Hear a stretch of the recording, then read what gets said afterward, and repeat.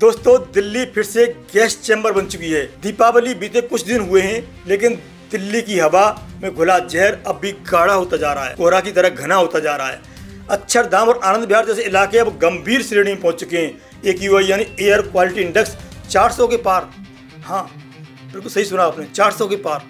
जिस हवा में सांस लेना जिंदगी का संकेत होता है, वही अब जहर बनकर लोगों की जान ले रही है, बीमारियां पैदा कर रही है। केंद्रीय प्रदूषण नियंत्रण बोर्ड CPCB के अनुसार अक्षरधाम और आनंद विहार दोनों इलाकों में AQI 403 दर्ज किया गया, जो कि सबर्स यानी गंभीर श्रेणी में आता है। मतलब यह कि इस हवा में सांस लेना ऐसा है जैसा आप हर घंटे कई सिगरेट पी रहे हों, धूम्रपान कर रहे हों। दिल्ली के और हिस्सों में भी हालात कुछ कम नहीं है। ITO का AQI 316, इंडिया गेट का 254, एम्स का 295, अशोक विहार 322, जहांगीरपुरी 350, विवेक विहार 346 और वजीरपुरा 337 तक पहुंच चुका है। मतलब साफ है, पूरी दिल्ली NCR दम तोड़ने की कगार पर है। और सवाल यह कि आखिर ऐसा क्यों हो रहा है। पंजाब में तो बहुत बारिश हुई है, पराली बहुत कम जली है, फिर कोहरा या पॉल्यूशन क्यों? हर साल ये कहानी दोहराई जाती है। दीपावली आती है, पटाखे जलते हैं, ग्रीन पटाखे की बात हुई थी इस बार तो, फिर वहाँ में धुंध और जहर फैल जाता है।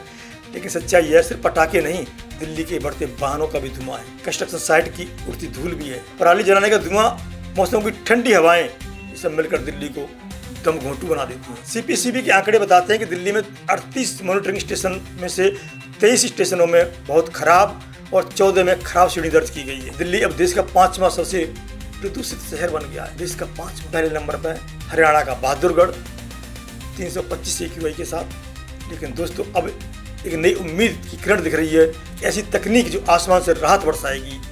नाम है क्लाउड सीडिंग यानी कि कृत्रिम वर्षा। दिल्ली सरकार ने ऐलान किया है 29 और 30 अक्टूबर को दिल्ली के ऊपर कृत्रिम बारिश कराई जाएगी। इसके लिए कानपुर से सेना के एयरक्राफ्ट रवाना हो चुके हैं, जो मेरठ में तैनात हैं और मिशन के लिए पूरी तरह तैयार हैं। पर सवाल उठता है, आखिर क्लाउड सीडिंग क्या होती है?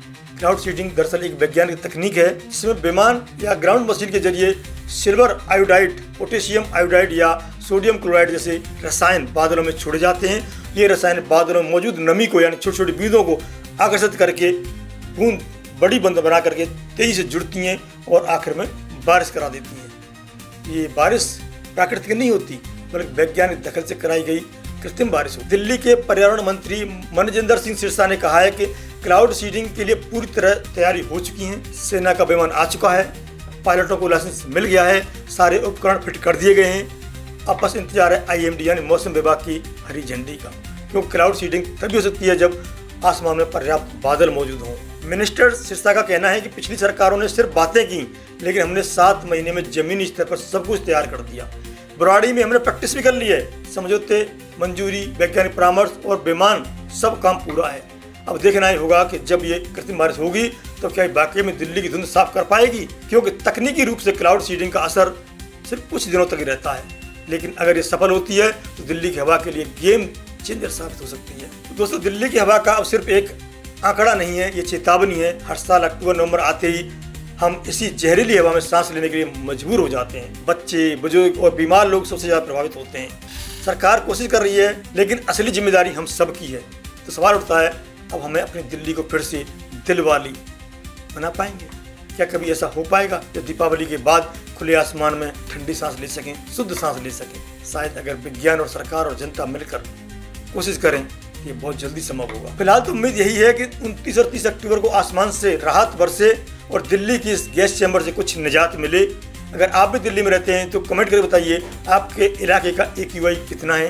क्या आपको लग रहा है क्लाउड सीडिंग से हवा साफ हो पाएगी? अगर हाँ, आपको जानकारी अच्छी लगी हो, वीडियो को लाइक एवं शेयर करें, चैनल को सब्सक्राइब अवश्य करें। बने रहें द पिलर के साथ।